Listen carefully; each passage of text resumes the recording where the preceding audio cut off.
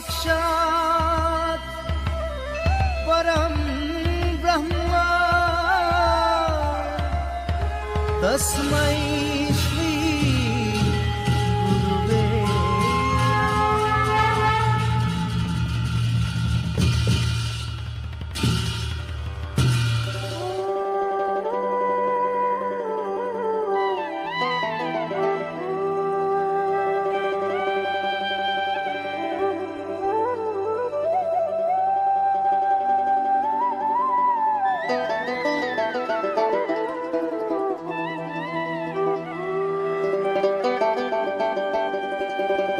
अहं दामण्डलाकारं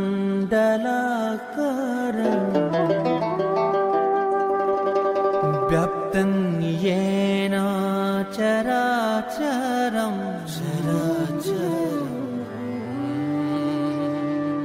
तत्पदं दर्शितं येन तस्मै श्री गुरवे नमः।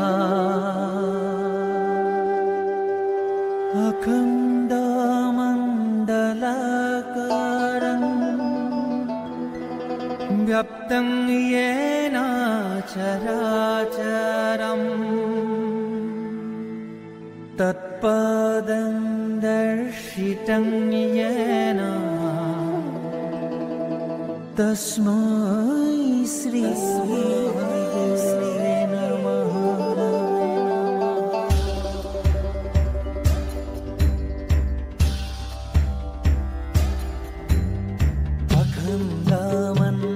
अखण्डमण्डलाकारं व्याप्तं येन चराचरं तत्पदं दर्शितं येन तस्मै श्री गुरवे नमः।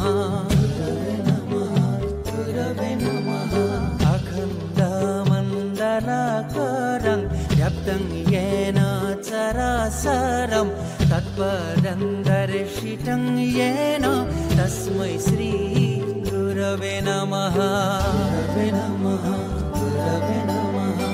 अखण्डमण्डलाकारं व्याप्तं येन चराचरं तत्पदं दर्शितं येन तस्मै श्री गुरवे नमः। अखण्डमण्डलाकारं व्याप्तं येन चराचरं तत्पदं दर्शितं येन तस्मै श्री गुरवे नमः।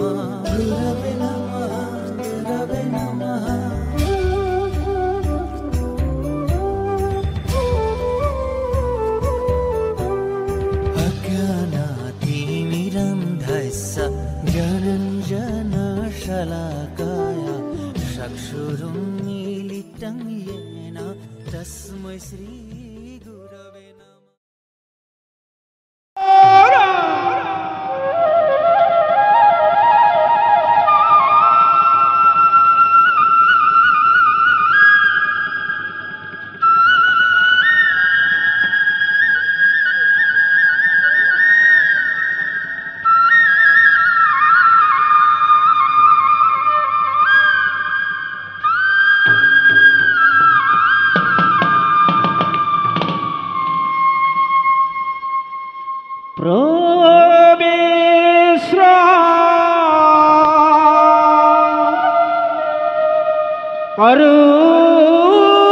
करुतो नारायण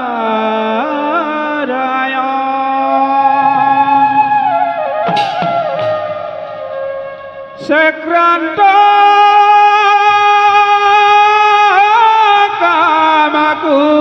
कामकुतिजित जगत पालं कुदेवा दुष्ट दानव दारका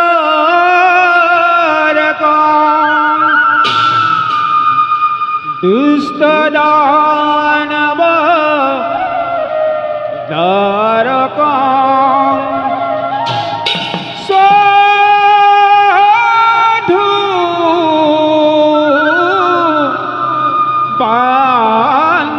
হব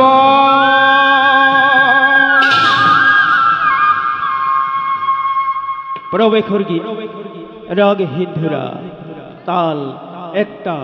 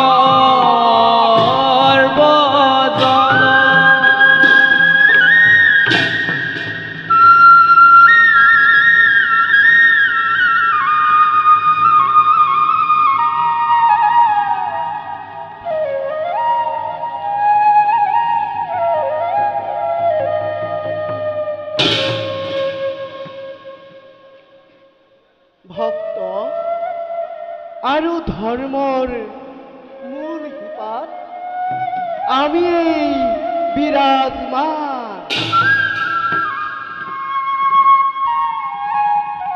যিজনে আমাক সত্যৰে ভজে সেইজন মহান মহন্তই আমাৰ প্ৰকৃত পক্ষে আৰু আমাৰ অৰ্থ লাভ কৰে। আমিও যুগে যুগে নানা ভাৱে নানা ৰূপে আমাৰ পৰম মহন্তসকলক পৰীক্ষা কৰি কীৰ্তি ৰাখিছো জগতৰ আগত।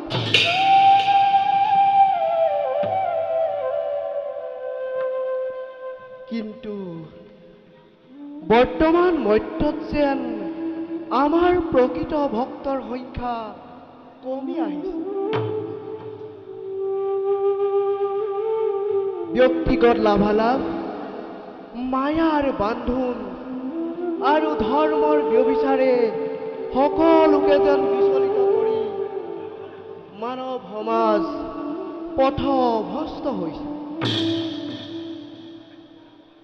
কাৰণ মৰ্ত্যত কলিৰ প্ৰাদুৰ্ভাৱ ঘটিছে।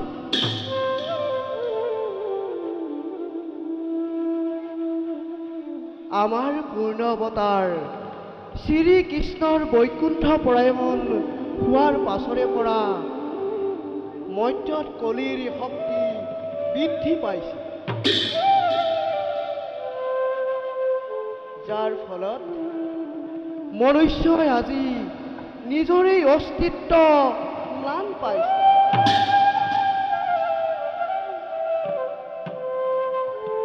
তেনে অৱস্থাত মনুষ্যই যদি একান্তই ধৰ্মত ব্ৰতী হয়, তেন্তে ইয়াৰ ফল অতি লাভদায়ক হ'ব। অন্যথা কলিৰ দাবানলে সকলোকে এফালৰ পৰা গ্ৰাস কৰি আনিব।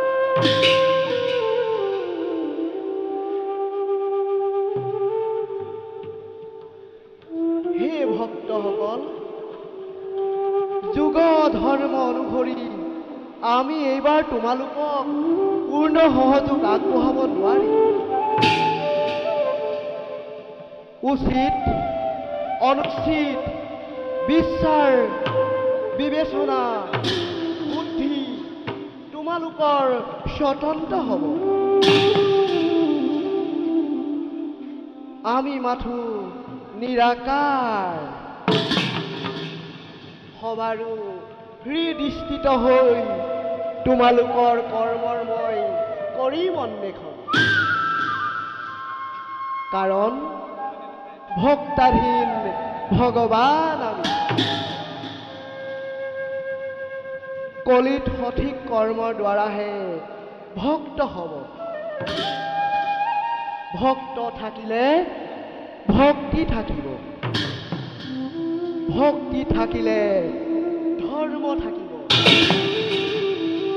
আৰু যথা ধৰ্ম তথা জয়, যথা ধৰ্ম তথা জয়, যথা ধৰ্ম তথা জয়। ঈশ্বৰ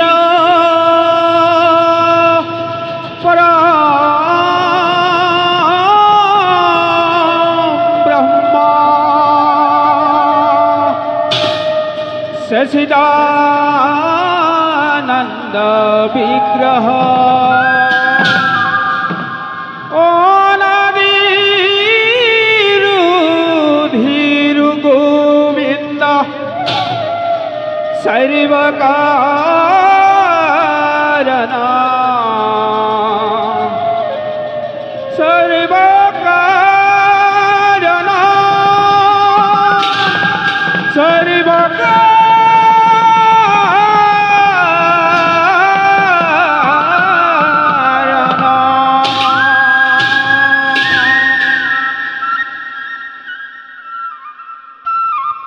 যাও, এতিয়া মই নিজ কৰ্তব্যত হওঁ অগ্ৰসৰ।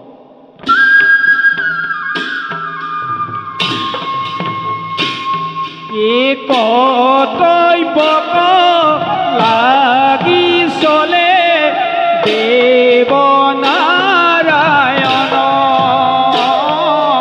দেৱ নাৰায়ণ। কৰ্তব্য লাগি চলে দেৱ নাৰায়ণ, দেৱ নাৰায়ণ।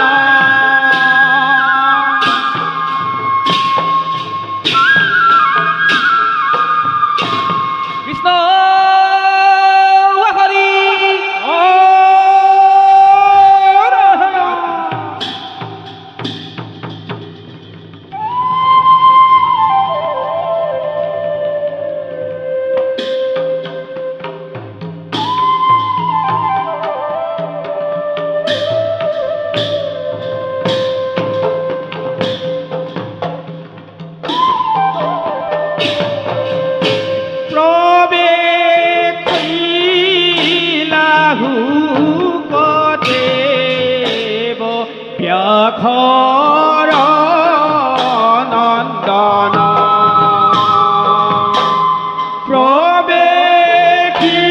প্ৰৱেশিলাহু দেৱ ব্যাঘ্ৰ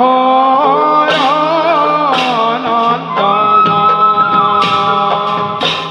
গহীন গম্ভীৰে চলে দেখি বিতুপনয়াৰে গহীন গম্ভীৰে চলে দেখি বিতুপন এহি মতে পাইলা গয়া সভাৰ ভিতৰ এহি মতে পাইলা গয়া সভাৰ ভিতৰ ৰাম হৰি ৰাম হৰি বোলা সৰ্বজনয়াৰে ৰাম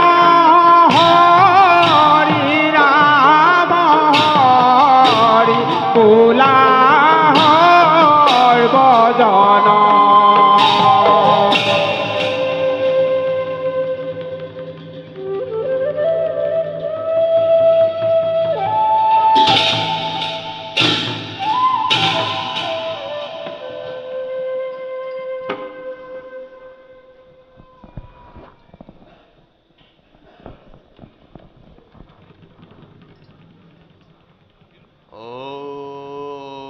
ॐ नमो भगवते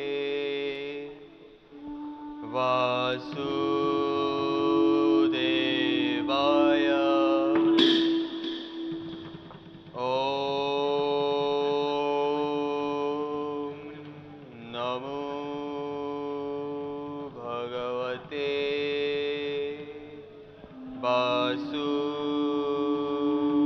वासुदेवाय ॐ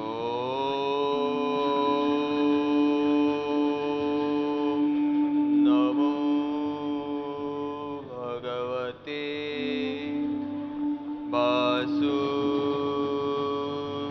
वासुदेवाय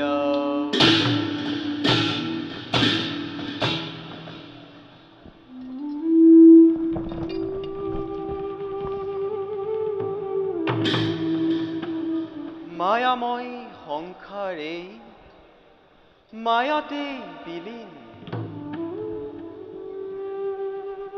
মোহ মায়াতে আবদ্ধ হৈ মনুষ্যই আজি নিজকেই পাহৰি পেলাইছে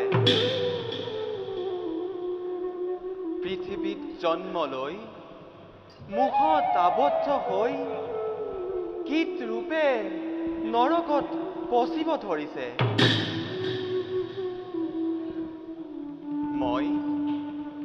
মই মৰ্ত্যৰ এই মায়াত আবদ্ধ হ'ব নোখোজো আৰু সেইবাবে গৃহাশ্ৰম ধৰ্ম পৰিত্যাগ কৰি জন্মৰ পৰাই বৈৰাগ্য ধৰ্ম পালন কৰি আহিছো হে হৰি তুমিয়েই গতি তুমিয়েই মোৰ শক্তিৰ আধাৰ শক্তি দিবা প্ৰভু সদা ভকতি থাকে যেন তব চৰণত জয় শ্ৰী হৰিৰ জয় জয় শ্ৰী হৰিৰ জয় জয় শ্ৰী হৰিৰ জয়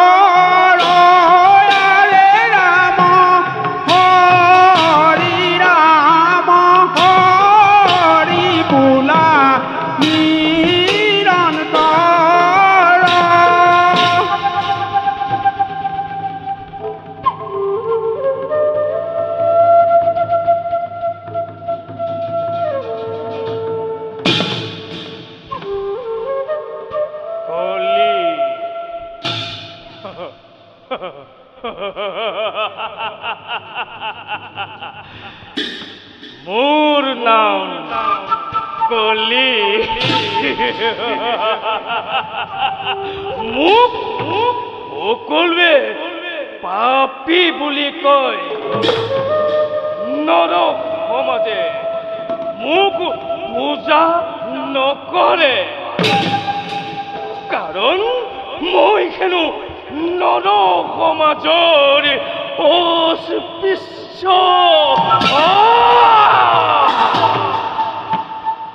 নৰ সমাজৰ অৱহেলা আৰু অনাদৰৰ মাজেদি মই মোৰ প্ৰভাৱ বিস্তাৰ কৰিব লাগিব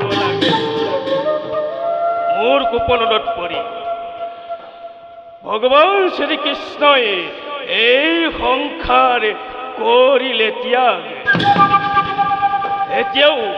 এতিয়াও নুবুজিলে এই সংসাৰত কোন শ্ৰেষ্ঠ কলি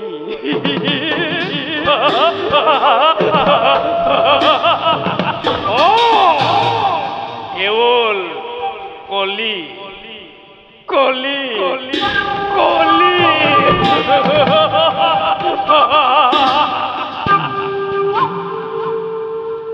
কিন্তু বৰ্তমানেও মোৰ পথত হেলাৰ ৰঙে চৰি আছে ধৰ্ম কিন্তু কিমান দিন এই কলিয়ে নিজৰ ক্ষমতাৰে এই নৰ সমাজত পাপ শক্তি বিস্তাৰ কৰিম তেতিয়া মূৰ্খ স্বাৰ্থলোভী বেভিচাৰী নৰ সমাজে এই কলিক পূজা দিয়ে কিংবা ধৰ্মক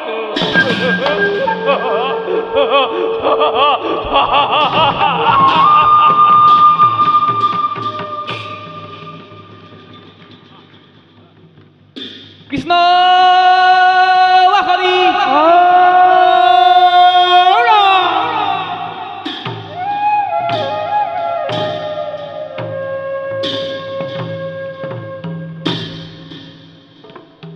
ও প্ৰবেশিলা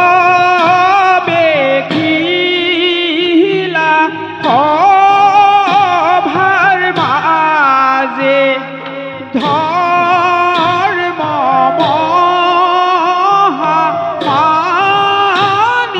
মহামানীয়ৰ প্ৰবেশিলা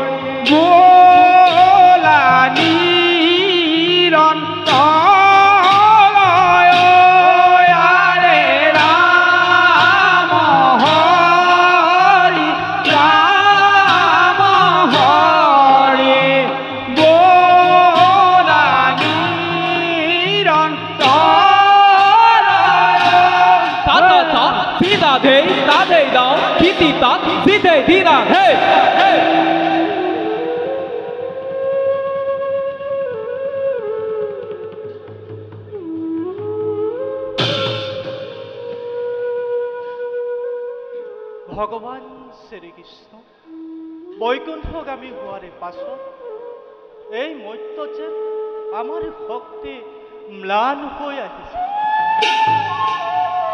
কলি অনুচৰ বৰ্গ এই মৰ্ত্যৰ মনুষ্যক পাপত লিপ্ত কৰাই তাৰ নিজৰ শক্তি বৃদ্ধি কৰাইছে যাৰ বাবে যাৰ বাবে আজি বসুমতী আই অতি নিৰ্যাতিত। নাই, যেনে তেনে মৰ্ত্যত এই ধৰ্ম স্থিতি ৰাখিবই লাগিব। নহলে কলি বিপদত ধুমুহাই পৃথিৱী এফালৰ পৰা গ্ৰাস কৰিব। ধৰ্ম গোটেই পৃথিৱীৰ বিচাৰি চলাচ কৰিলো আৰু তুমি মৰ্ত্যত লৈ সাথী তাপি। কলি কিবা হেতু তুমি আজি মোৰ ওচৰত আছে নেকি? কিবা প্ৰশ্ন তোমাৰ এই ধৰ্মৰ কাষত? প্ৰশ্ন বহুত আছে ধৰ্ম। আগে তুমি কোৱা, তুমি এতিয়াও কিয় মৰ্ত্যত বিৰাজমান? সত্য ধৰ্ম ৰক্ষাতে সৃষ্টি আদিৰ পৰাই এই ধৰ্ম মৰ্ত্যত আছে আৰু আজীৱন থাকিব। তাত তোমাৰ কিবা হৈছে নেকি ব্যাঘাত? ব্যাঘাত যথেষ্ট হৈছে ধৰ্ম। তোমাৰ বাবেই পাপ শক্তি বিস্তাৰ কৰাত মোৰ ব্যাঘাত জন্মিছে। এই হেতু তোমাক দিছো সেইটো উপদেশ, মুহূৰ্ততে ত্যাগ কৰি মৰ্ত্য গুচি যোৱা তুমি স্বৰ্গ অভিমুখে। মোক আদেশ শুনাবলৈ কোন তুমি কলি? কালৰ নিৰ্দেশত যুগৰ অনুসাৰে এই ধৰ্মই নিজ কৰ্তব্য কৰি আহিছে আৰু সদায় কৰি যাব। ইয়াত না তোমাৰ মোৰ অনুৰোধৰ প্ৰয়োজন না আদেশৰ। অনুৰোধ কলিয়ে কদাপিতো নকৰে। ধৰ্ম প্ৰয়োজন হলে তোমাক বন্দী কৰি নিশেষ কৰি দিম। তথাপিতো এই কলিয়ে অনুৰোধ নকৰে কদাপি। জগতৰ আস্পৃশ্য হৈ নৰ সমাজৰ অৱহেলিতা স্বাৰ্থলোপী দেৱতাই বন্দী কৰে ধৰ্মক। ইমান সাহসটো নেচ অপদাৰ্থ দেৱতা। মুখ সম্ভালি কথা কবা ধৰ্ম। মুৰি ৰাজত্বত আশ্ৰয় মোকেই অপদাৰ্থ বুলি কৰা অৱজ্ঞা। এই অৱজ্ঞাৰ প্ৰতিশোধ তুমি পাবা ভালদৰে। ধৰা অস্ত নকৰিবি পলম। বেছ তেন্তে সেয়ে হওক, চাওঁ তোমাৰ শক্তি কিমান। বেছ তেন্তে সেয়ে হওক। লাগিলে হবৰ দেখা অতি ভয়ংকৰ, ৰণ ভৰে বসুমতী কম্পে থৰ।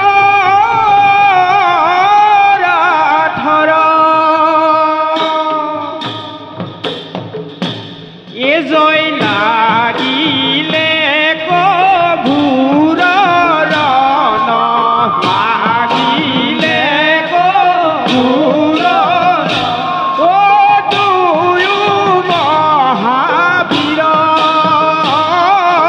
কলি ধৰ্ম ৰাজা।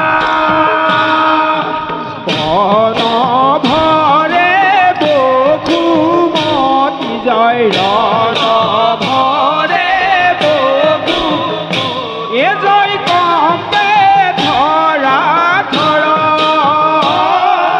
কম্পে ধৰা ধৰ।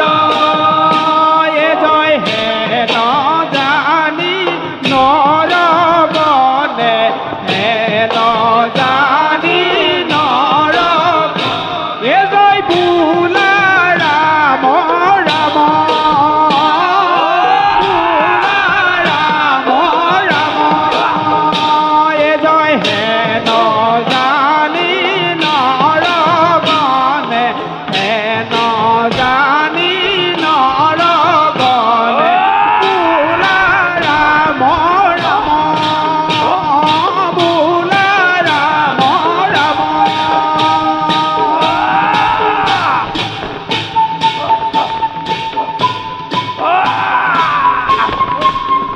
কলি, তুমি তোমাৰ সীমা চেৰাই গৈছা। তুমি ধৰ্মক কেতিয়াও বন্দী কৰিব নোৱাৰা। ধৰ্ম অজেয়, ধৰ্ম এক শক্তি। পৃথিৱীত যেতিয়ালৈকে এজন হ'লেও মনুষ্য ধৰ্মত ব্ৰতী থাকিব, তেতিয়ালৈকে তুমি ধৰ্মক লুপ্ত কৰিব নোৱাৰা। ধৰ্ম পৃথিৱীত আছে আৰু সদায় থাকিব। ধৰ্ম পৃথিৱীত আছে আৰু সদায় থাকিব। ধৰ্ম পৃথিৱীত আছে আৰু সদায় থাকিব।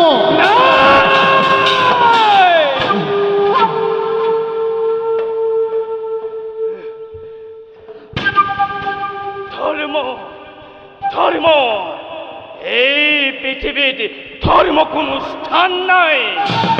ধৰ্ম কেৱল মানৱ চিন্তা।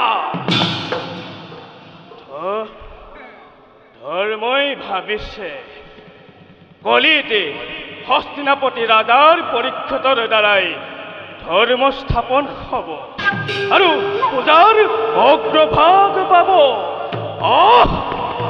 এয়া জানো কলিয়ে হ'বলৈ দিব?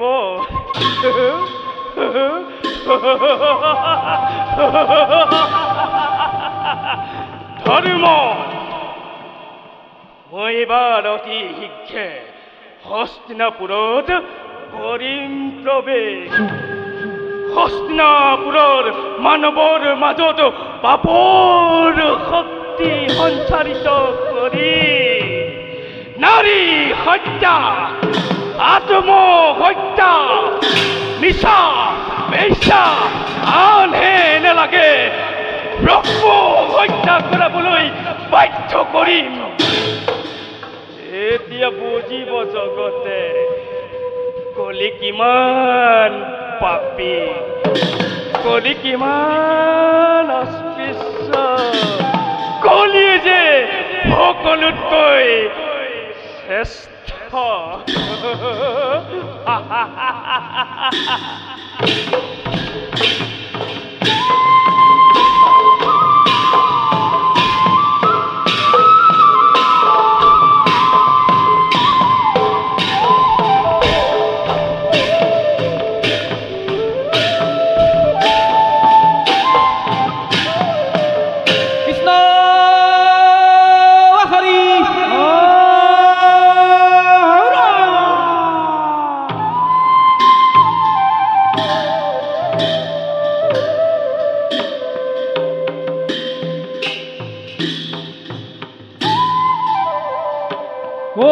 প্ৰৱেশ কৰি আহে ৰাজা পৰীক্ষিতা।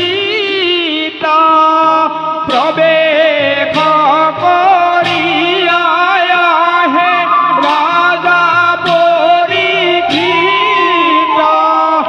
পুত্ৰ সেনাপতি সংগে দেখিতে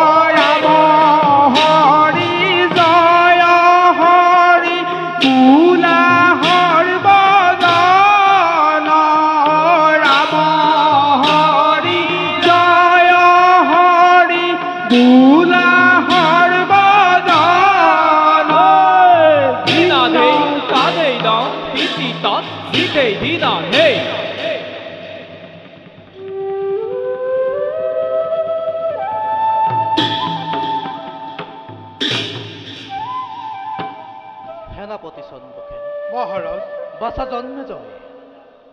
যদিও বা মই পাণ্ডৱ বংশোধৰ বীৰ অভিমন্যু পুত্ৰ বিষ্ণুৰাজ পৰীক্ষিত আজি এই সমগ্ৰ ভাৰতৰ এক শক্তি ৰজা। তথাপিও মোৰ মনত আজি অলপ শান্তি নাই। ধৰ্মপৰায়ণ পিতামহ পাণ্ডৱসকল স্বৰ্গলৈ গমন কৰা দিনৰে পৰা মোৰ মন একেবাৰে চঞ্চল হৈ উঠিছে। অন্যভাৱে দিনক দিনে মোৰ ৰাজ্যত বাঢ়ি অহা অমংগলবোৰ দেখি মই একেবাৰে অস্থিৰ হৈ পৰিছোঁ। মহাৰাজ সেনাপতি মিছাতে চিন্তা কৰি অস্থিৰ হৈছে কিয়? আপুনি সমগ্ৰ ভাৰতৰে এক শক্তি ৰজা হৈ এইদৰে চিন্তাত অস্থিৰ হ'লে এই শৃংখলাবদ্ধভাৱে ৰাজ্যভাৰ চলাব কেনেকৈ? আপোনাৰ এনে অৱস্থা দেখিলে শত্ৰুৱে বিদ্ৰোহ কৰিবলৈ সুবিধা পাব। গতিকে মহাৰাজ, সকলো মনৰ ভ্ৰান্তি দূৰ কৰি ৰাজ্যভাৰ চলোৱাতে মনোনিৱেশ কৰক। উচিত কথাকে অৱতাৰণা কৰিছে পিতা। আপোনাৰ এনে অস্থিৰতা দেখিলে মোৰো মন একেবাৰে ভাগি পৰে পিতা। বাছা, আপোনাৰ আদৰ্শ সংস্কাৰ ধৰ্মকে শিৰোগত কৰিয়েই জীৱনৰ শিক্ষা লভিছোঁ পিতা। আৰু আপুনিয়ে যদি এতিয়া এনেদৰে ভাগি পৰে মই কেনেদৰে নিজক প্ৰভূত দিম পিতা? তোমালোকৰ কথা অৱশ্যেই সঁচা পিতা, কিন্তু বাল্যকালৰে পৰাই যে মোৰ মনত অলপো শান্তি নাই। মোৰ আজন্ম কালতে পিতৃৰ বিয়োগত পিতামহসকলৰ লালন পালনতে মই ডাঙৰ দীঘল হৈছোঁ। আৰু আজি সেই পিতামহসকলৰ বিয়োগত মই কেনেদৰে শান্তিত থাকোঁ? মহাৰাজ, জন্মৰ লগতে মৃত্যু একে চিৰসত্য জীৱনৰ। আপুনি গুণী জ্ঞানী সৰ্বগুণ সম্পন্ন ৰজা। ভাবি চাওক মহাৰাজ, এই প্ৰজাৰ সুখ দুখেই ৰজাৰ সুখটো। গতিকে ধৈৰ্য ধৰি প্ৰজাৰ সুখ শান্তিৰ কথা চিন্তা কৰক। পিতা, সকলোবোৰ ভগৱানৰ পদত। আমি মাত্ৰ কাৰণহে পিতা। তেওঁৱে সকলোকে পালন কৰিছে।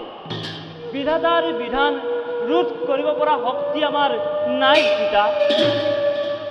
চিৰসত্য এইটো তোমাৰ বচন বাছা। পিতা, বাছা, পিতা, আমি কাৰণ হ'লেও আমাৰ কৰ্তব্যবোৰ আমি সহজ পথেৰে কৰি যাব লাগে। নিশ্চয় পিতা। আৰু তাকে নকৰিলে ভগৱানৰ ওচৰত আমি দোষী হৈ ৰম। বাছা, পিতা, আমি সকলোবোৰ ভগৱানৰ দূত। ভগৱানৰ নাম যশ গুণ গাবলৈকে তেওঁ আমাক মৰ্ত্যলৈ পঠাইছে। আমি অচৈধ্য বিভূতিৰ লালসাত পৰি নিজৰ পাপ আমি নিজেই চপাইছোঁ। মহাৰাজ, সেনাপতি, মহাৰাজ, এটি কথা ক'ব খোজো, অনুমতি কৰিবনে প্ৰদান? নিঃসন্দেহে সোধা সেনাপতি। তুমি মোক যিকোনো কথা সুধিবলৈ অনুমতি লোৱাৰ কোনো প্ৰয়োজন নাই। মহাৰাজ, দাসৰ প্ৰতি আপোনাৰ মহানতা। আজি বহুত দিন মৃগয়ালৈ যোৱা নাই। মৃগয়ালৈ যাবলৈ মোৰ প্ৰবল ইচ্ছা হৈছে। আপুনি যদি আদেশ দিয়ে তেন্তে কুমাৰ জন্মেজয় আৰু মই মৃগয়ালৈ যোৱাৰ ইচ্ছা প্ৰকাশ কৰিছোঁ। মৃগয়া? মহাৰাজ, মৃগয়া। বাৰু যোৱা সেনাপতি, আনন্দেৰে মই দিলোঁ অনুমতি। মাত্ৰ সাৱধানতা অৱলম্বন কৰি কুমাৰৰ সমে ভালদৰে তুমি কৰিবা মৃগয়া। এতিয়া ব'লা, সভা ইমানতে ভংগ কৰিলোঁ। ব'লক মহাৰাজ।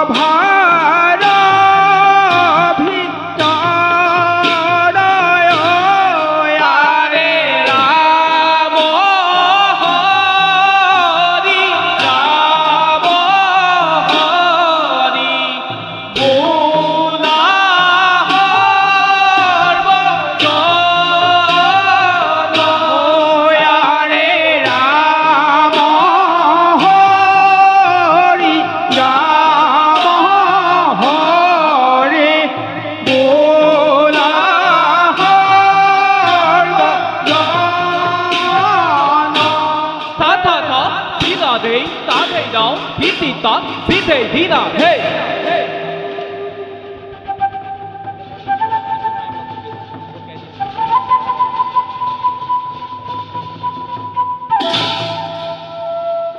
মোৰ অনেক চেষ্টা কি বিফলে যাব অন্তৰত জ্বলি থকা প্ৰতিশোধৰ তীব্ৰতা বানল কি অন্তৰতেই নুমাব দিব পাৰে পাণ্ডৱ বংশই নিষেধ কৰাৰ দিন ধৰি আজি পৰ্যন্ত চলিছো মই প্ৰতিশোধৰ অগ্নি পাণ্ডৱে ইহ সংসাৰৰ পৰা মেলা নিমানে তথাপিও কিন্তু পাণ্ডৱ বংশক নিষেধ কৰাৰ পণ মোৰ নহল পুৰুৰ পাণ্ডৱৰ দৰে মহাধাৰ্মিক হৈও মই নোৱাৰিছো দিব যাও নিজ কৰ্তব্যত হও অগ্ৰসৰ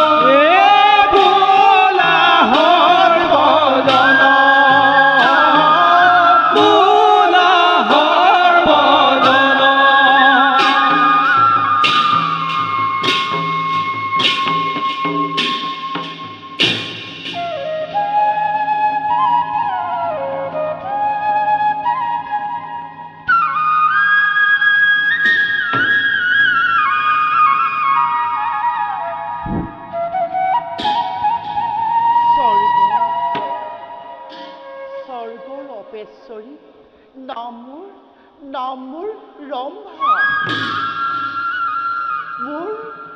মোৰ এই মায়া মোহত মুগ্ধ হৈ দেৱৰাজ ইন্দ্ৰই মোক পাতিলে স্বৰ্গৰ প্ৰধান অপেশ্বৰী মোৰ এই মায়া দুৱাৰে দেৱ কাৰ্য সাধিছো আজি মই এই জগতত এইবাৰ যুৱৰাজ কলিৰ লগত সহযোগ হৈ অকাল আৰু কাল দৈত্যক বধ কৰাৰ উদ্দেশ্য লৈ ভোগদেৱৰ কাষ চাপিব লাগিব শুকদেৱৰ মহত্ব চুৰ কৰি মধ্যটি প্ৰচাৰ কৰিব লাগিব আৰু মায়াৰ প্ৰভাৱত কলি ৰাজত্বত গোটেই পৃথিৱীত মই কৰিম প্ৰচাৰ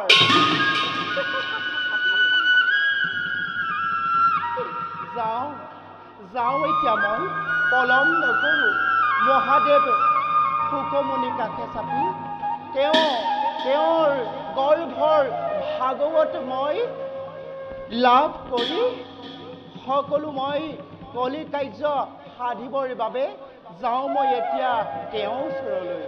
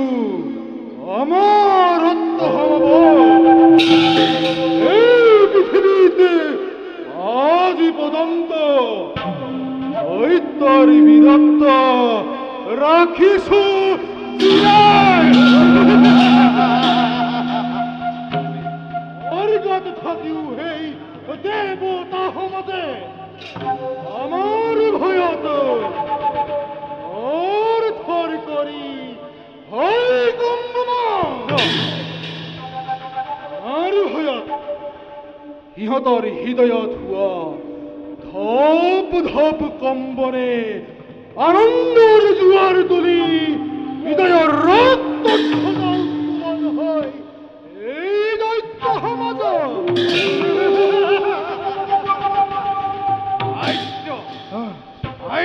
কথা আমাৰ শক্তি পৰাক্ৰমতে স্তব্ধ আজি সকলোটি ঈশ্বর ত্রাণকর্তা রূপে সর্বত্রে আমাকেই করেছে স্বীকার।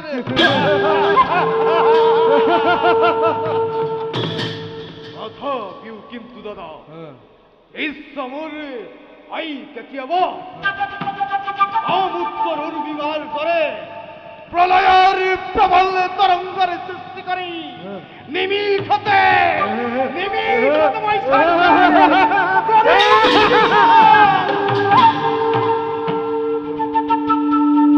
জ্ঞান হুয়া ভাই, জ্ঞান হুয়া যুদ্ধ দৈত্যর শিরানগরী মিলিব সহজতে। বাৰু কোৱাচোন ভাই, ৰাজ্যৰ সাংবাদিক সকলো প্ৰজাই কৰ আদায় কৰিছেনে?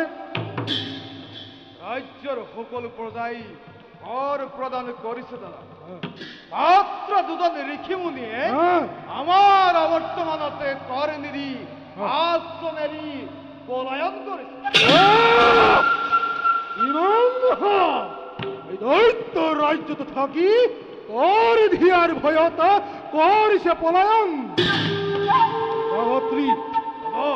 ইহঁতকে বিচাৰি হাতে গলে বন্দিত্বৰ শিকলি লগাই বন্দী কৰিব হও অন্ধকাৰ পুতা হল। তার বাবে কোনো চিন্তা নকরিবা দাদা। এই কালে কাল রূপ ধরি সত্তর দিকে সৈন্য করিছ সঞ্চালন করা যত্ন হবদুয়ো অনতি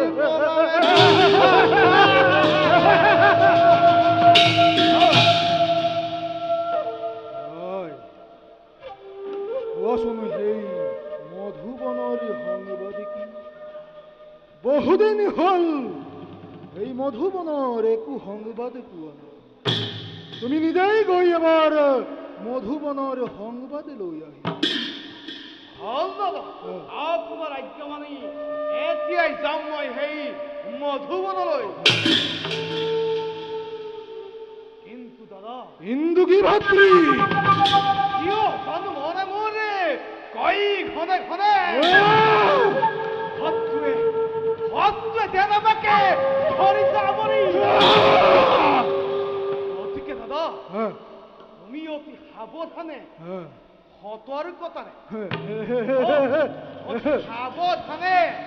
সতৰ্কতাৰে ৰাজ্য কৰিবা শাসন। মই এতিয়া আহিলোহে দাদা।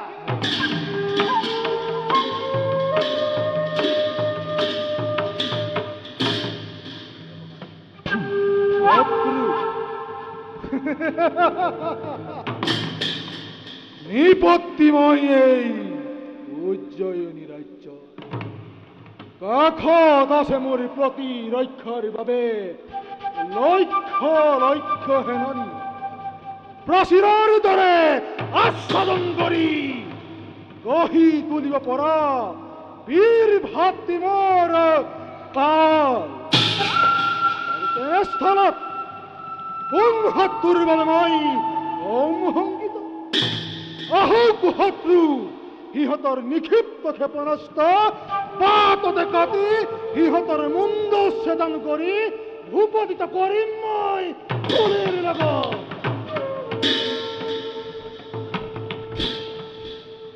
মহান ৰাজা দৈত্যেশ্বৰৰ জয় হওক। কোন তুমি?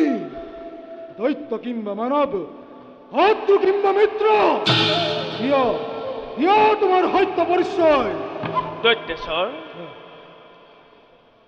মই দৈত্য কিম্বা মানৱ কোনো নহয়। দাপৰৰ পাছত নিষ্ঠান ল'বৰ বাবে মৰ্ত্যলৈ আহিছোঁ। মই যোগৰাজ কলি। তাৰি মানে তুমি দেবতা? স্বৰ্গৰ দেবতা হৈ আছে জানো কিবা প্ৰয়োজনেই দৈত্য ৰাজ্য? দৈত্যেশ্বৰ, আপোনাৰ দৰে বীৰ চূড়ামণি কাষত আশ্ৰয় বিচাৰি আহিছোঁ। দৈত্যেশ্বৰ, স্বৰ্গৰ দেৱতাক আশ্ৰয় দিব লাগে এই দৈত্যপদীয়ে? ইয়াত কোনো জটিলতা নাই দৈত্যেশ্বৰ। আচলতে মোৰ বাসস্থান স্বৰ্গতহে, মৰ্ত্যত নহয়। কালৰ আদেশত নিজ ৰাজত্ব ল'বৰ বাবে মৰ্ত্যলৈ আহি নিৰাশ্ৰয় হোৱাতহে আপোনাৰ আশ্ৰয় বিচাৰি আহিছোঁ। আপোনাৰ দৰে বীৰ চূড়ামণিৰ কাষত আশ্ৰয় পালে মোৰ জীৱন ধন্য। তাৰোপৰি আপোনাক নানা দিহা পৰামৰ্শৰে ক্ষুদ্ৰভাৱে অলপ সহায় কৰিব পাৰিম। তুমি উচিত কথাই প্ৰকাশ কৰিছা তুকাৰাজ। বেছ, নিসন্দেহ থাকিব পাৰিবা তুমি মোৰ এই ৰাজ্য। দিলো তোমাক মই অনুমতি, আৰু বাহ্য মানে মোক তুমি কৰিবা সহায়। ব'লা এতিয়া অন্তপুৰলৈ যাত্ৰা কৰোঁ। বল অবেদ্য।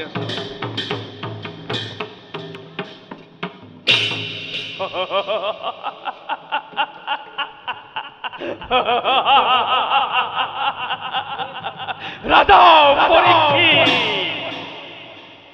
তোমাৰ ৰাজ্যত এই কলিৰ পাপ শক্তি নিগৰিত হৈ থকা ক্ষুদ্ৰাতি ক্ষুদ্ৰ বিন্দুসমূহ ভয়ংকৰ বিষবাষ্পলৈ পৰিণত কৰা সময় হ'ল সমাগত। বিষবাষ্প, পাপৰ বিষবাষ্প।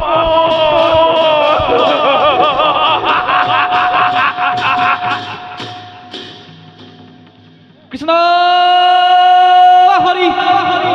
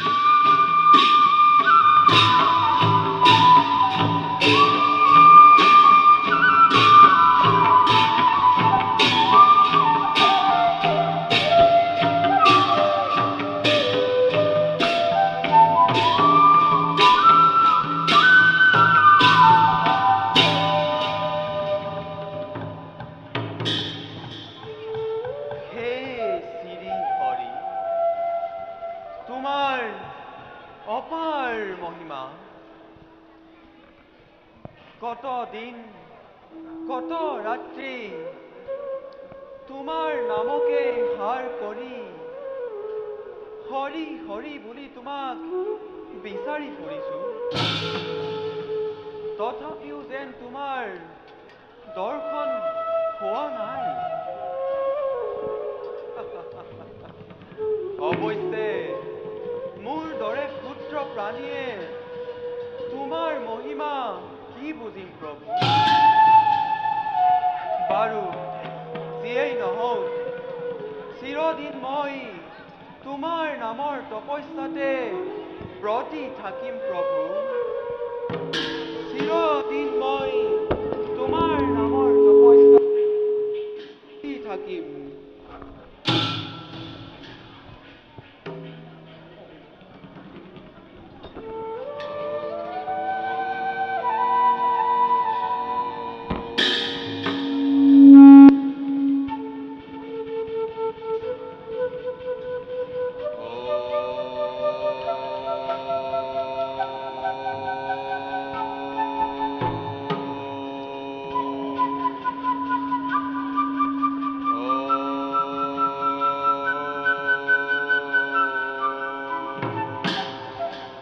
সুখদেৱ আজি তপস্যাত মগ্ন। ইমান ইমান সুখদেৱ সুন্দৰ। সুখদেৱৰ ধ্যান যেন ভগ্ন নকৰি মোৰ সকলো কৰ্ম ত্যাগ কৰি তেওঁ নয়ন সাৰ্থক চাই যেন মই ইয়াতে ৰৈ থাকিম। কিন্তু সাৱধান ৰম্ভা, কৰ্তব্যত অগ্ৰসৰ হ, পাহৰি নাযাবি ৰম্ভা। সুখদেৱৰ ধ্যান ভংগ কৰি দেৱা আসক্ত কৰিবৰ বাবে তেওঁক জগাব লাগিব মই প্ৰেমাশক্তি। মুখত আজি মৃদু হাঁহি, অন্তৰত দামনো যোৱা।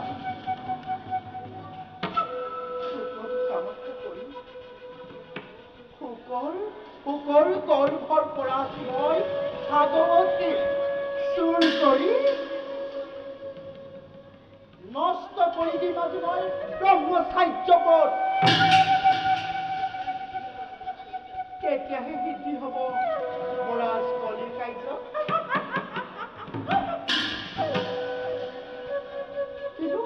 কিন্তু আজি মই কি উপায় যাওঁ সুখদেৱৰ কাষলৈ, সুখদেৱৰ ধ্যান ভংগ কৰিবৰ বাবে।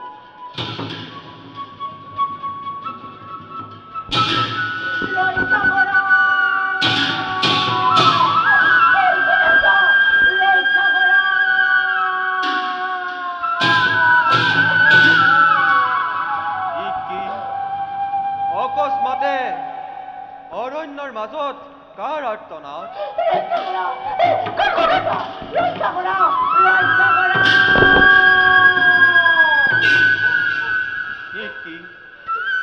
ঘোৰ অৰণ্যৰ মাজত অবলাৰ ওপৰত কোনে কৰে অত্যাচাৰ? বাৰু যিয়েই নহওক, বিপদত আৰ্তজনক ৰক্ষা কৰাটো আমাৰ কৰ্তব্য। ভয় নাই, ভয় নাই, ভয় নাই দেৱী।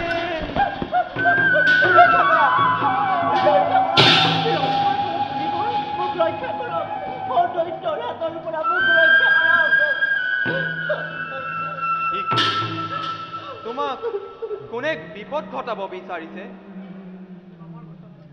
আমাৰ বৰ্তমানত তোমাক কোনেও একো কৰিব নোৱাৰে। পিছে তোমাৰ পৰিচয় আৰু ঠিকনা কি? মই অৰণ্যৰ মাজতে প্ৰকৃতিক সৌন্দৰ্য উপভোগ কৰি এগৰাকী মই বনপ্ৰেমী। উত্তৰ দিশৰ সৰোবৰ কাষতে মোৰ বাসস্থান।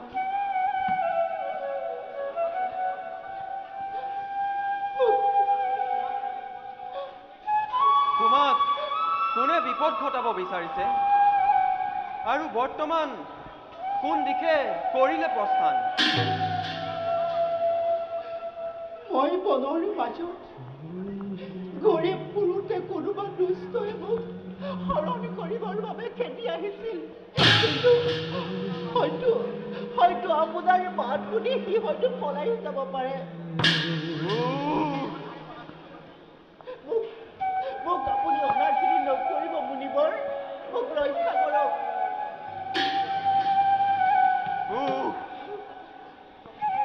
প্ৰকৃতিৰ এই নিৰ্জন কোলাটো দুষ্ট হবৰ পাশবিক অত্যাচাৰ। বাৰু দেৱী, তুমি কোনো চিন্তা নকৰিবা, মই তোমাক আশ্ৰয় দিম। হে ঋষিবৰ, সহজ সৰল শান্তিৰ প্ৰকৃতি আপুনি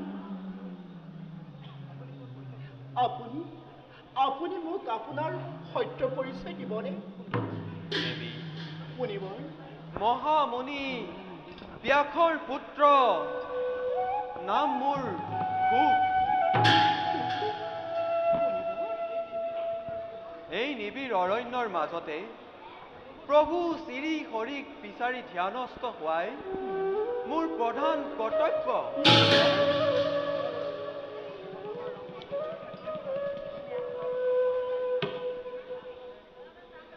ৰম্ভা, তোৰ মনোবাঞ্ছা পূৰ্ণ হ'ল ৰম্ভা।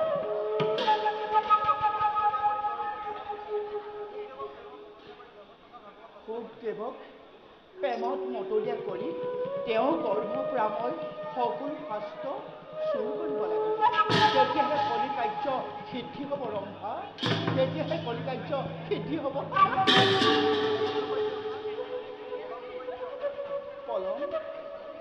পলম নকৰিবি ৰম্ভা, তই এতিয়া তোৰ নিজ কৰ্তব্যত অগ্ৰসৰ হ। পলম নকৰিবি, তই এতিয়া তোৰ নিজ কৰ্তব্যত অগ্ৰসৰ ৰম্ভা, পলম নকৰিবি। কি ভাবিছা দেৱী? ভাবিছো আৰু শুনিছো।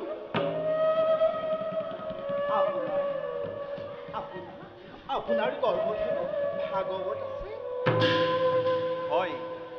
হয় দেৱী, ভগৱানৰ অপাৰ কৰোণাতে মোৰ গৰ্ভত ভাগৱত শাস্ত্ৰ আছে। ধন্য আজি মোৰ জীৱন, ধন্য আজি ৰম্ভাৰ জীৱন। যাক মই ইমান দিনে মই এই হৃদয়ৰ মাজতে আপুনি কৰি ৰাখিছো, আজি মোৰ মনোবাঞ্ছা পূৰ্ণ হ'ল বুলিব।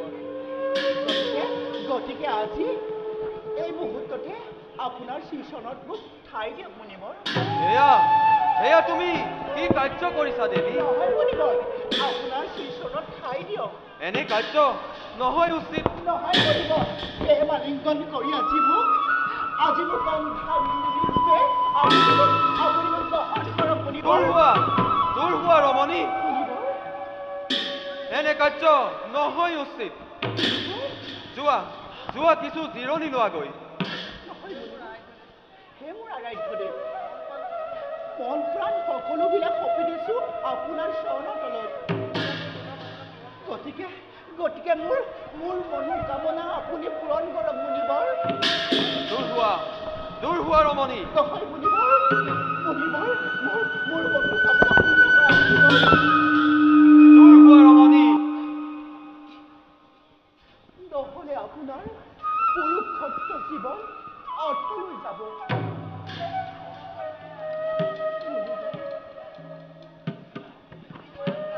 মায়া মুখে আবদ্ধ এই সংসাৰৰ মায়াজাল ভেদ কৰিবৰ বাবে যি পুৰুষে পৰম ব্ৰহ্মক ধ্যান নকৰে, তেওঁহে জীৱন বৃথা। তুমি জানানে দেৱী, কামনাত প্ৰফুল্লিত হৈ যি পুৰুষে পৰম ব্ৰহ্মক ধ্যান নকৰে, তেওঁ জীৱন বৃথা।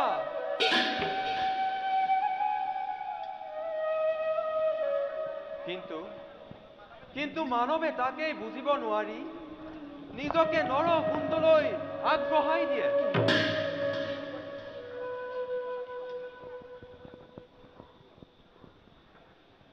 দিব্য বস্ত্ৰই শোভিত এই নাৰীৰ কামনা যি পুৰুষে চৈতন্য কৰিব পৰা নাই, সেই পুৰুষে স্বৰ্গ লাভ কৰিলেও কোনো সাৰ্থক নহয়।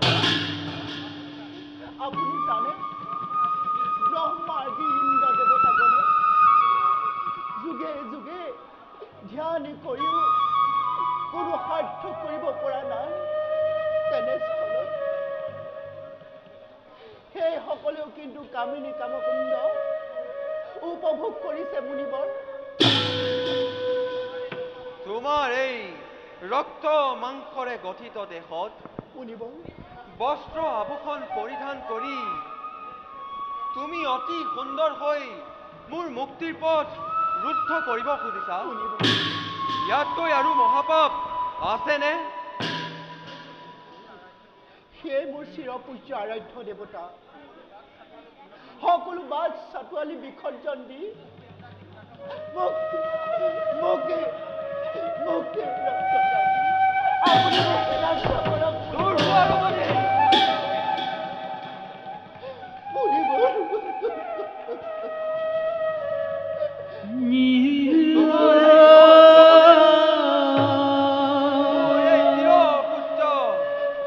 ভুল নিয়াব নোৱাৰা। মোক শুভ কাৰ্যত ব্যাঘাত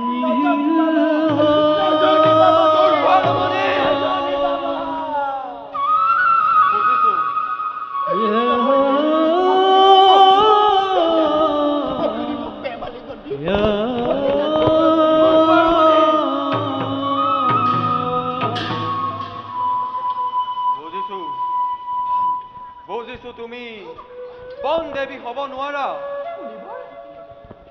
ৰবা, এতিয়াই তপস্যাৰ বলেৰে মই তোমাৰ সত্য পৰিচয় জানি লওঁ।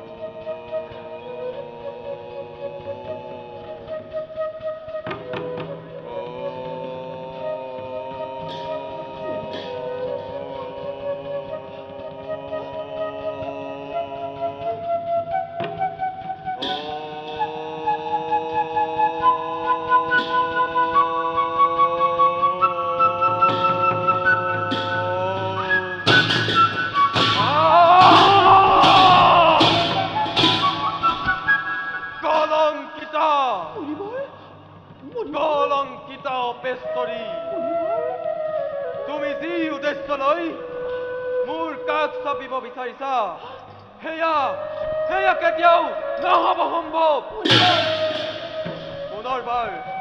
পুনৰবাৰ যদি এনে অসৎ অভিপ্ৰায় লৈ মোৰ কাষ চাপিব বিচাৰা শাপগ্ৰস্ত হবা তুমি জীৱনলৈ।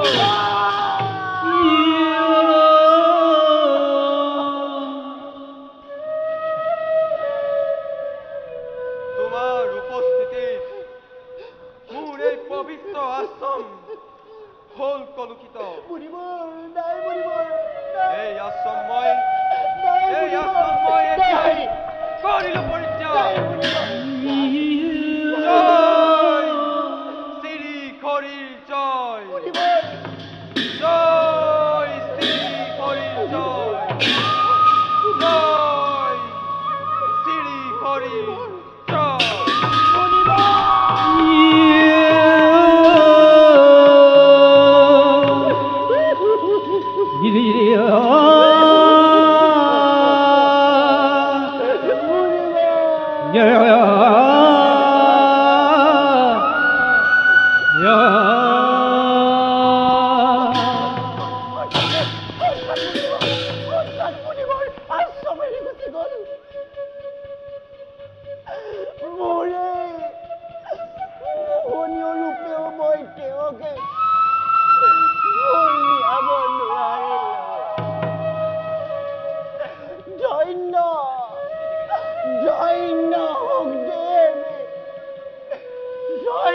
তোমাৰ ব্ৰহ্মচাৰ্য বধ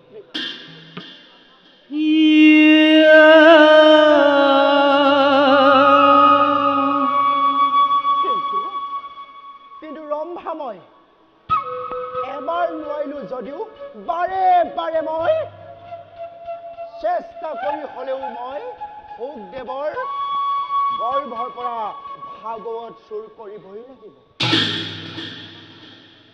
চাওঁ বৰ্তমান মই মোৰ আগন্তুক কৰ্মত সংগই ব্যস্ত।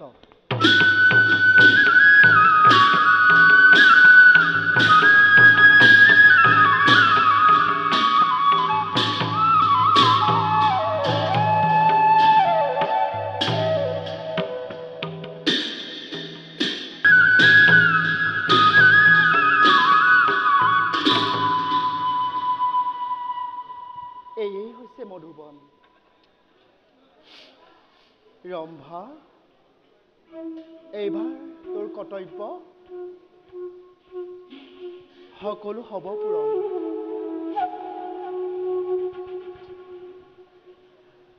দেৱতা আৰু দানৱৰ মাজত তই সকলো ধ্বংস সৃষ্টি কৰিব লাগিব ৰম্ভা। বৰ্তমান দৈত্য এইফালে আহিব লাগিছে। অন্যহাতে পৰীক্ষিত সেনাপতি চন্দ্ৰসেনেও মৃগয়াৰ বাবে অন্নক্ষেন কৰিবৰ বাবে এইফালে আহিব লাগিছে। তেওঁলোকক মোৰ এই ৰোহিণী মূৰত কৰিম ব্যৱস্থিত। মধুবন পূৰ্বতকৈ অধিক মনোমোহা হৈ উঠিছে। এই বাৰ্তা দাদাই নিশ্চয় শুনি অতি সন্তোষিত হ'ল। যাওঁ, আৰু কিছুদিন মই কৰো অন্বেষণ।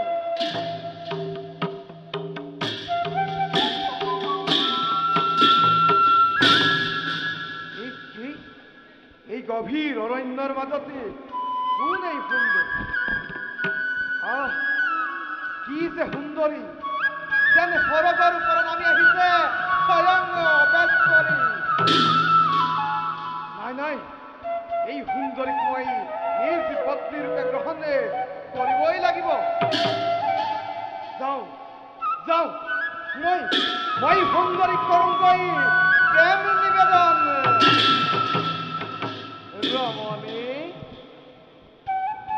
ৰমণী,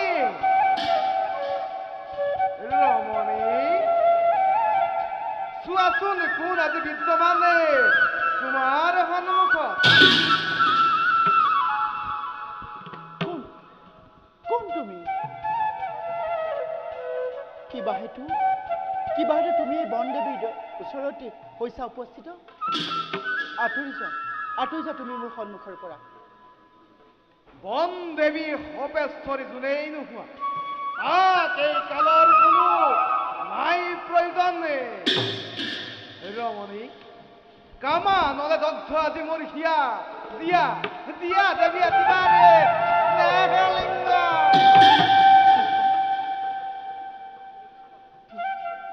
আঁতৰি যা, তই মোক স্পৰ্শ নকৰিবি।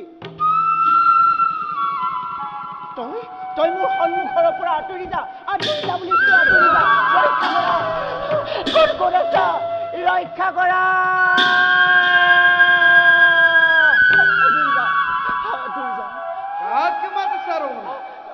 এই গভীৰ অৰণ্যতে দূৰ দূৰণিলৈকে পশু পক্ষীৰ বাদে কোনো নাই। আহা দেৱী, আহা, দিয়া মোক একেবাৰে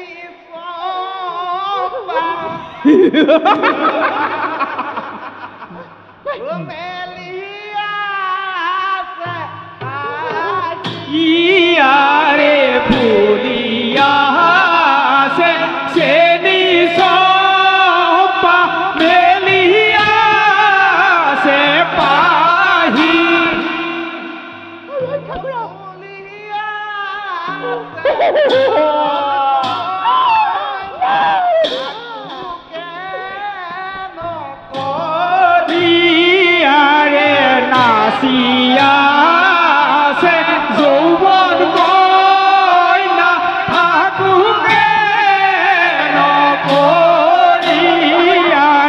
ৰাম হৰি ৰাম হৰি গুণৰ বজন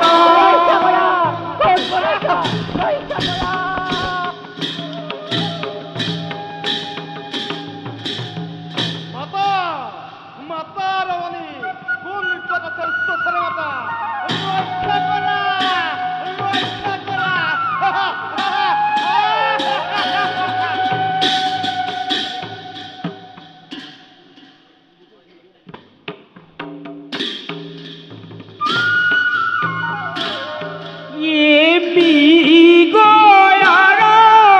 হেতু চলে চন্দখেন বীৰ হৰি ঐ ৰাম চন্দখেন বীৰ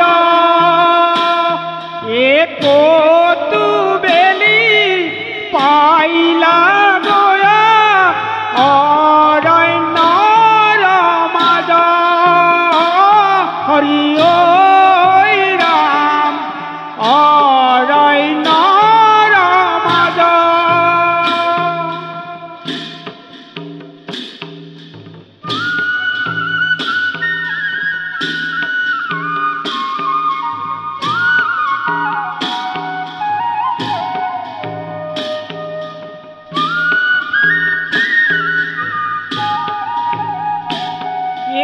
ঘাটে ধনু হৰলয়া চলে ধীৰে ধীৰে হৰি ঐ ৰাম অৰণ্যৰ মাজে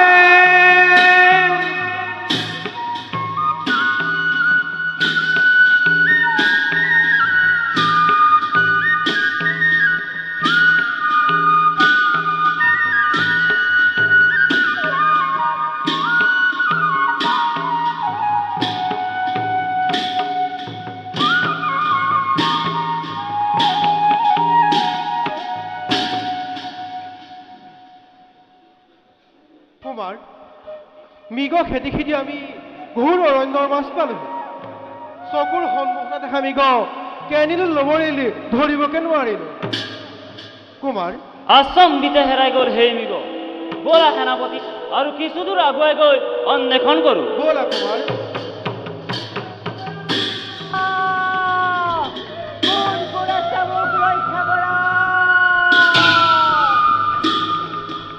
কুমাৰ সেনাপতি শুনিবানে শুনিছাৰে কোনোবাৰ নাৰীৰ কণ্ঠস্বৰ নিশ্চয় কিবা বিপদে তেওঁক ধৰিছে আৱৰি সঁচা কুমাৰ এই দূৰঘৰ অৰণ্যৰ মাজতে কোনো ৰমণী পৰিছে বিপদে ৰথ আগুৱাই নিয়ে কুমাৰ মুহূৰ্ততে সেই অবলাকে কৰো উদ্ধাৰ ব'লা সেনাপতি ব'লা কুমাৰ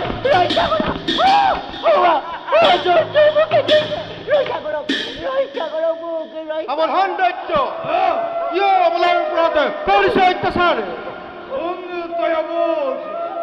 কিয় এই কালৰ কাৰ্যতে বাধা দি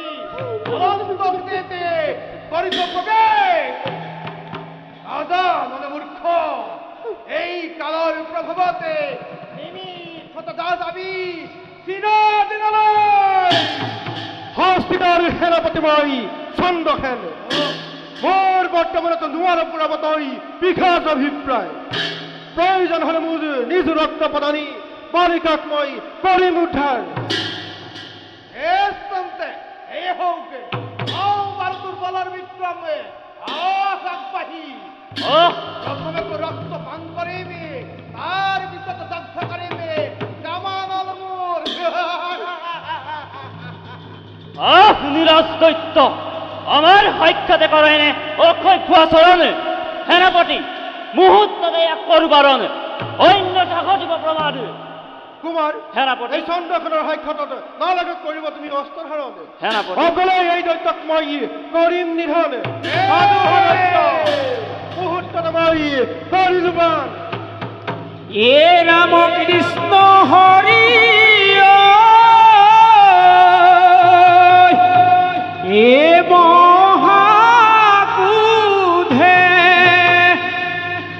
রামকৃষ্ণ হরি আরভিলা রণ কৃষ্ণ হরি আরভিলা রণ এ জয় লাগিলে গিলে রণ জয়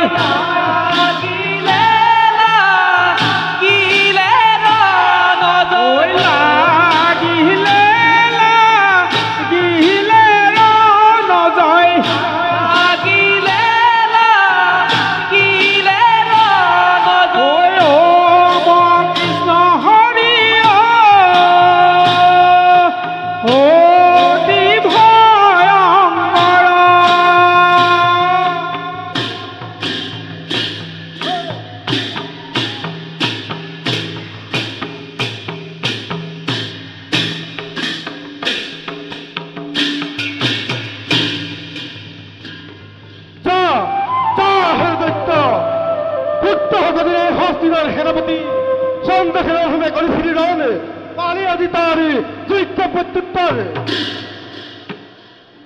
ৰমণী দেৱ তুমি এতিয়া বিপদমুক্ত যোৱা তুমি স্বস্থানে আনন্দেৰে কৰা গৈবা সেই বিশেষ ৰমণী এই অৰণ্যৰ মাজত কেতিয়াও মোৰ বিপদমুক্ত নহয় আপুনি হয়তো যোৱাৰ পাছত আকৌ যদি দৈত্য দানৱে মোৰ ওপৰত কৰে অত্যাচাৰ তেতিয়া মই কি কৰিম দেৱ ৰমণী তুমি এতিয়া বিপদমুক্ত এতিয়া মই ঠিক কৰোঁ কিভাৱে এই কাৰ্য মই মহাৰাজৰ আগতে কৰিম প্ৰকাশ কুমাৰ এতিয়া যে মই নিৰূপায় সেনাপতি কুমাৰ তুমি এই ৰমণীকি ভাজ্যাৰূপে কৰা গ্ৰহণ সতী ধৰ্ম ৰক্ষা কৰাটো ক্ষত্ৰিয়ৰ কৰ্তব্য কুমাৰ আৰু এই কৰ্তব্যৰ পৰা হস্তিনাপুৰবাসী কেতিয়াও নহয় বিচলিত আৰু এই তোমাৰ এই কথাত পিতা নিশ্চয় আনন্দিত হ'ব কুমাৰ সেনাপতি তোমাৰ বাক্যই যেনে সত্য হওক ৰমণী সতী ধৰ্ম ৰক্ষাৰ্থে মই তোমাকে ভাজ্যাৰূপে কৰিম গ্ৰহণ হে সূৰ্য চন্দ্ৰ গ্ৰহ নক্ষত্ৰ 33 কোটি দেৱতা মণ্ডলী হে বতা বৃক্ষ পশু পক্ষীগণ তোমালোক সকলোকে সাক্ষী কৰি হস্তিনাৰ সেনাপতি চন্দ্ৰসেনে এই ৰমণীক ভাজ্যাৰূপে কৰিলো গ্ৰহণ এই অভাগী সেৱা কৰিব গ্ৰহণ উঠা ৰমণী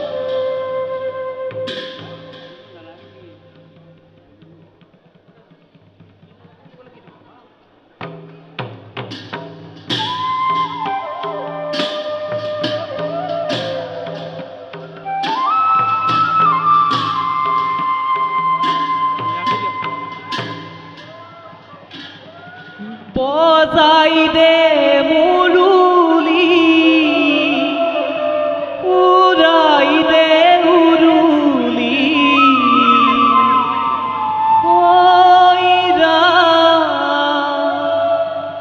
আজি নৈব কিৰে পিয়াগে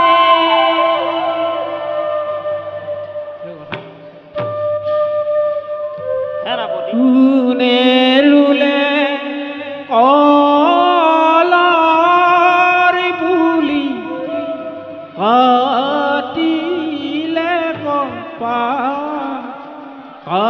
কাটিলে কপা কোনে ৰূপে সজাই থৈছে ৰম্ভা দেৱীৰ গা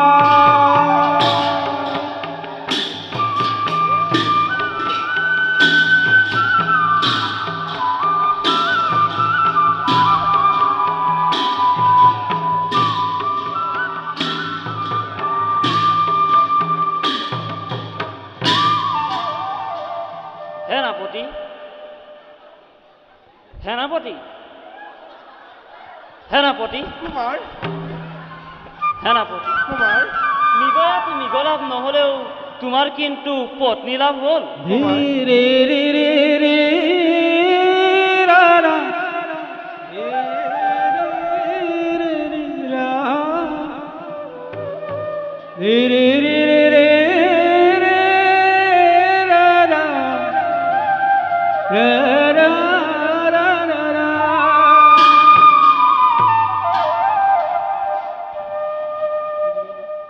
সেনাপতি কুমাৰ ব'লা ଏବେ আমি যাত্ৰা কৰোঁ নিজ ৰাজ্যলৈ। ব'লা কুমাৰ ব'লা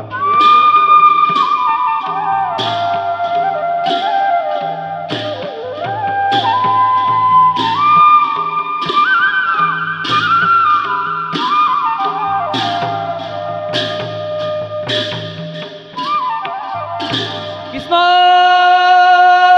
হৰি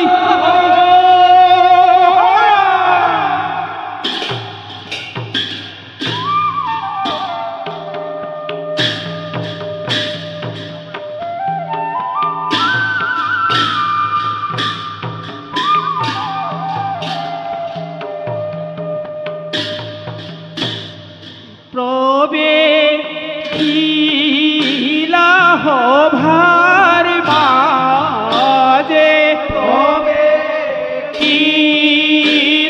সভার মাঝে কাশ্যপ ব্রাহ্মণ কাশ্যপ ব্রাহ্মণ গহীন গম্ভীর গতি গহীন গম্ভীর গতি দেখি মনোহর দেখি মনোহর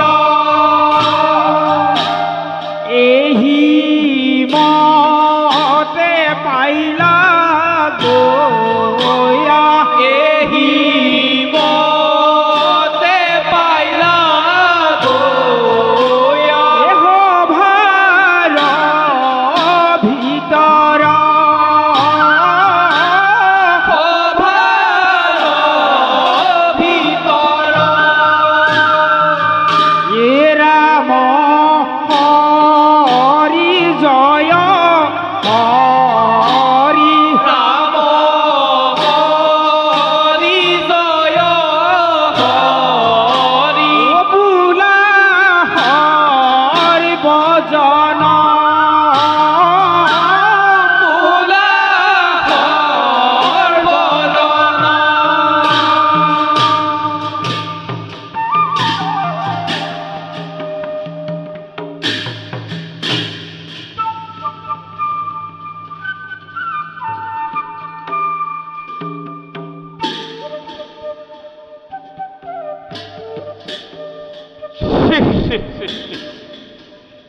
নাই নাই নাই নাই নাই নাই নাই নাই এইদৰে আৰু মোৰ সংসাৰখন মই চলাব নোৱাৰো দেই।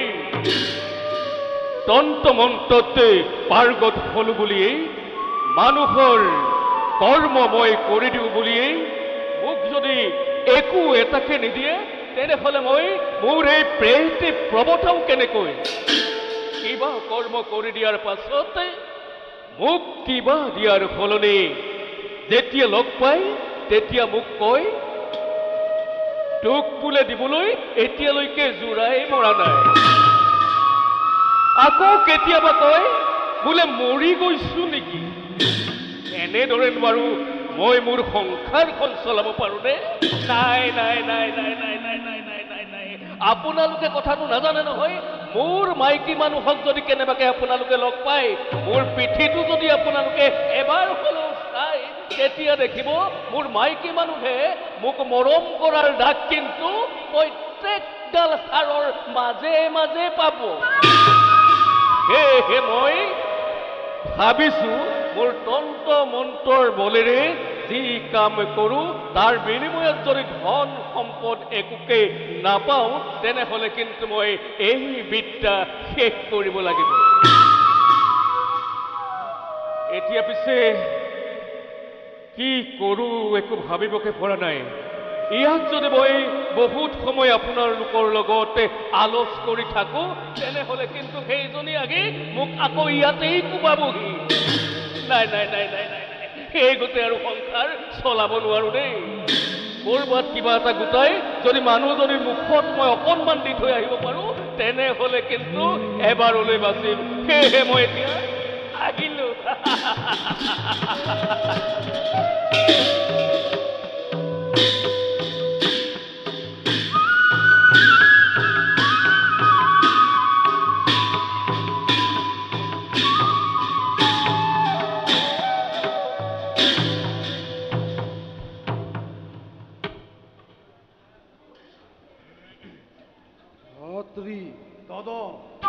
মধুবনের সংবাদে কি হস্তিনার সেনাপতি ছন্দখানে আমার মধুবন ভাগি খার খার করিলে মই জোর গম পাই সকল পলাল এই ছন্দখানের ইমান ওই দাদা ই যদি মিত্র রাজ্যের সেনাপতি নহলহেঁতেন নিশ্চয় ইয়ার প্রতিশোধ ললোহেঁতেন।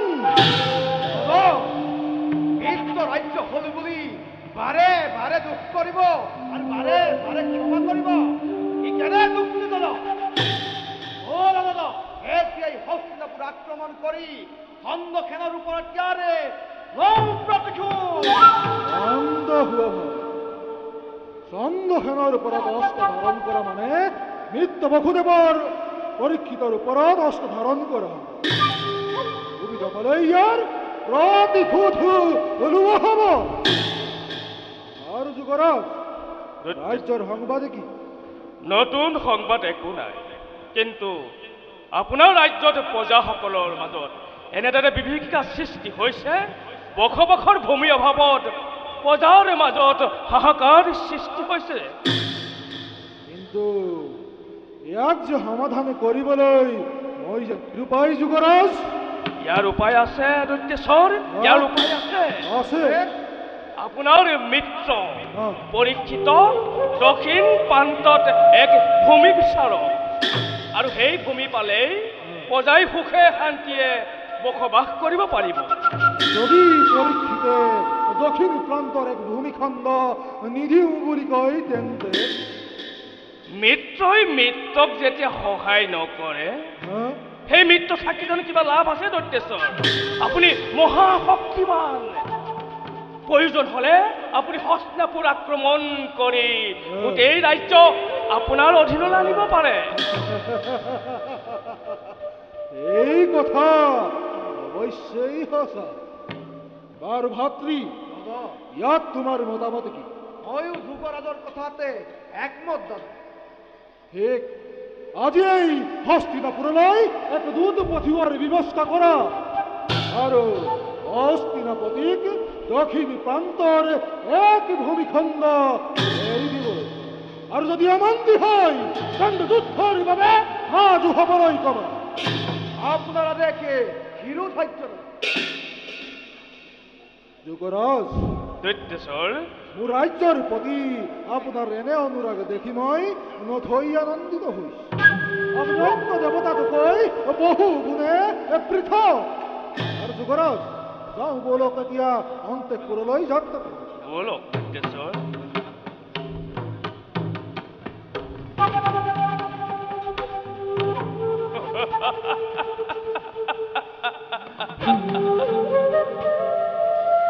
অন্য দেৱতাতকৈ আপুনি পৃথক। কি বুজিবি মূৰ্খ দৈত্য, এক কলি কোন? তহঁত দুয়োকে পৃথক পৃথক কৰি যমৰ মৃত্যু দলিচা তুলি দিম। এতিয়া মূৰ্খ দৈত্য, তেতিয়া বুজিবি এক কলি কোন।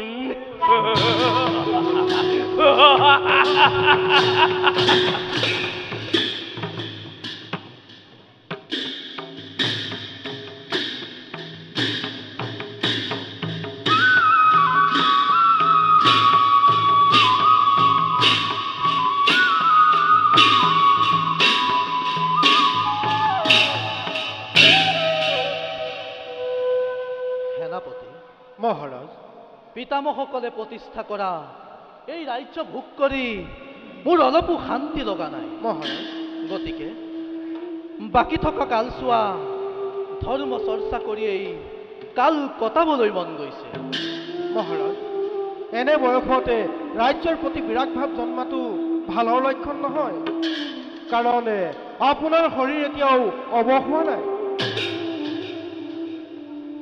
সেনাপতি মহাৰাজ সংসাৰৰ বিৰাগৰ লগত বয়সৰ কোনো সম্পৰ্ক মহাৰাজ যেতিয়াই শত্ৰুৰূপী চৈৰিপু দমন কৰিব পৰা যায় তেতিয়াই ধৰ্ম চৰ্চা উপযুক্ত সময় হয় শাৰীৰিক আকাৰ বা বয়স ধৰ্ম চৰ্চা পৰিচায়ক নহয়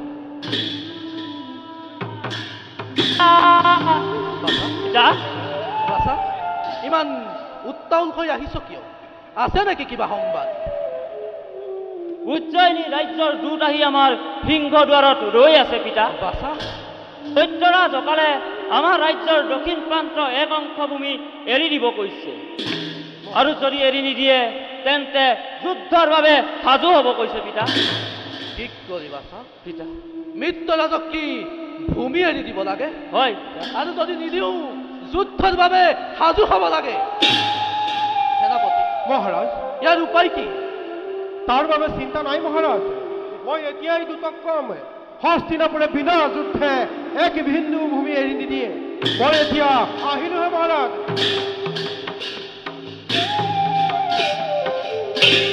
বাছা পিতা অসুৰৰ লগত শত্ৰু মিত্ৰ একো নাই নিশ্চয় যোৱা সেনাপতিৰ লগত আমাৰ সৈন্য বাহিনী সাজু কৰা নিশ্চয় পিতা কিন্তু এটা কথা মনত ৰাখিবা পিতা পাণ্ডৱৰ সুখ্যাতিত যেন কেতিয়াও চেকা নপৰে এতিয়া বলা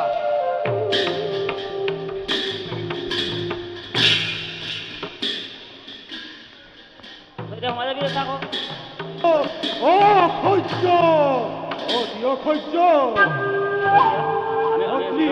হস্তিনাপতিৰ ইমান সহজে দৈত্যৰ সমে কৰিবৰণ মই পূৰ্বতেই কৈছিলো দাদা তাক আমি মিত্ৰ বুলি ভাবো সিয়েই আমাৰ প্ৰধান শত্ৰু ব'লা দাদা একেই হস্তিনাপুৰ আক্ৰমণ কৰি মৃত্যু দুহিৰ লওঁ প্ৰতিশোধ বেশ পৰাহৰ জয় ধ্বনি দিন পাই দানবাৰ জয় ধ্বনিয়ে কম্পিত হোক হস্তিনাৰ ধৰণী এই দৈত্যৰাজ কালৰ জয় দৈত্যৰাজ কালৰ জয় জয় জয় জয়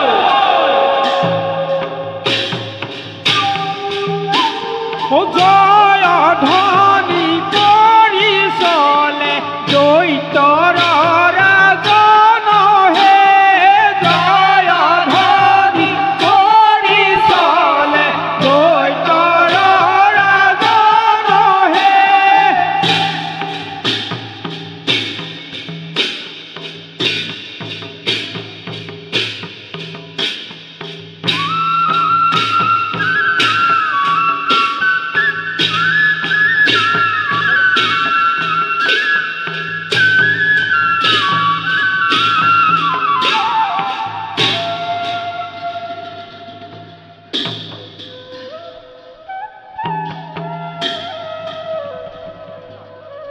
সেনাপতি মহাৰাজ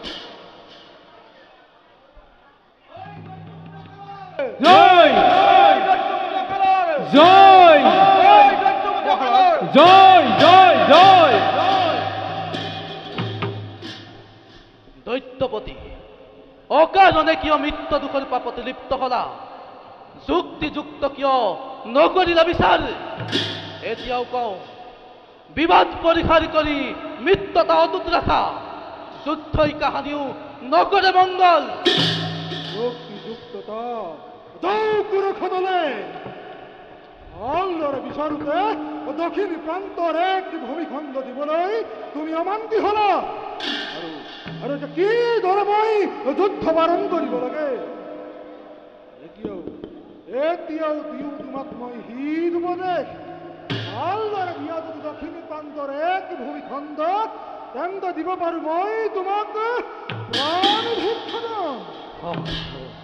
দিলাস পামৰে চন্দ্ৰখেলৰ সাক্ষাতত মহাৰাজক কৰিছে এনে অপমানে এতিয়াও ধৰিব পৰা নাই এই হস্তিনাপুৰৰে পৰাক্ৰম কিমানে যুদ্ধ নকৰি পলাম বোধে এই দৈত্যদয়ৰ ভয়তে কম্পমানজি সমস্ত প্ৰলক্ষ এৰে দৈত্যৰ আগত তই কৰ অহংকাৰ আজ্ঞ কৰ নিমিষতে ধ্বংস কৰ এই বাহিনী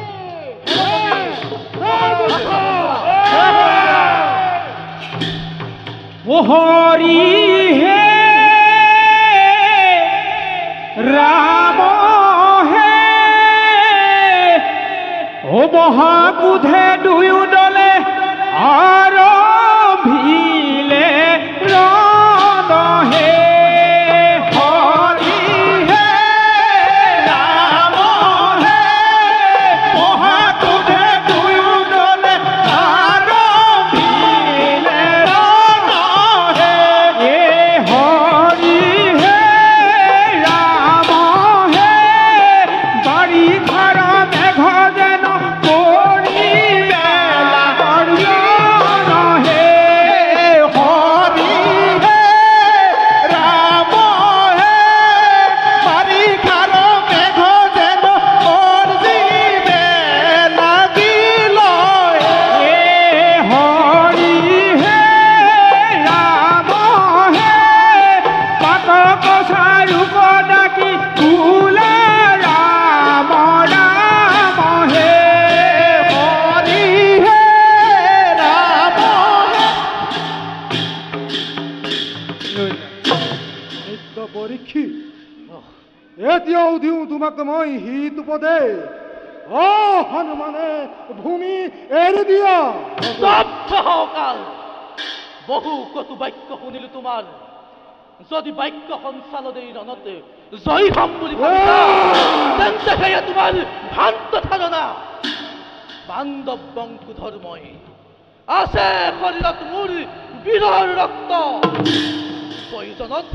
প্ৰয়োজনত মই নিজ ৰক্ত প্ৰদানিম জননীৰ জন্মভূমিত তৎসত্বেও মই বশ্যতা নকৰো স্বীকাৰ অৱশ্যেই যদি তুমি যুদ্ধত হৈছা কাতৰ ত্যাগ কৰিব পাৰা ৰণপাংগন সেই ৰজা পৰীক্ষিতে তোমাক দিব প্ৰাণ ভিক্ষাদান নিত্য পৰীক্ষী যুক্ত বতাও বৃথা তলে যুদ্ধ নকৰি পলা ও দৈত্য হবে লাগে রণ অতি ভয়ঙ্কর রণ ভরে বভুমতি কম্পে ঘনে ঘন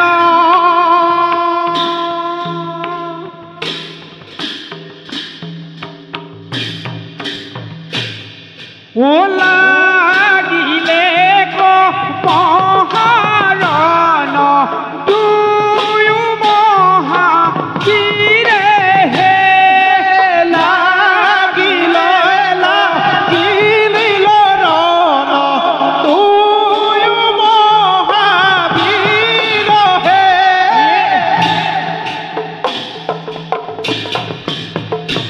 এ পণ ভরে বঘুমতি কম্পে ধরা ধর হে পদ ভরে বঘুমতি কম্পে ধরা ধর হে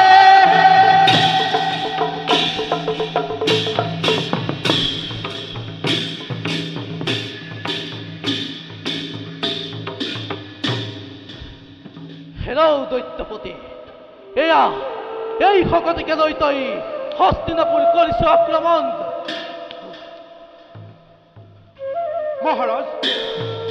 মহাৰাজ সকলো পলাল তেহেঁতি সিংহৰ দলে পুনৰে যদি আক্ৰমণ কৰে তেন্তে মই কৰিম নিধনে বাৰু সেনাপতি মহাৰাজ কালিলৈ পূৰ্ণিমাৰ তিথি সেই হেতু মহাৰাজ মই কঠোৰ বৰ্তে কৰিম পালন সেয়েহে কালিলৈ যুদ্ধ স্থগিত ৰাখিবা। মহাৰাজ এই চন্দ্ৰখানে থাকোঁতে জীৱিত কিয় ৰন্ধে স্থগিত ৰাখিব লাগে? নহয় সেনাপতি, মহাৰাজ আমাৰ অনুপস্থিতিত তোমাৰ সৈন্য পৰিচালনা কৰাত অসুবিধা হ'ব পাৰে। সেই হেতু কালিলৈ যুদ্ধ স্থগিত ৰাখিবা। ভাল এতিয়া ব'লা খন্তেক বিশ্ৰাম কৰোঁগৈ। ব'লক মহাৰাজ।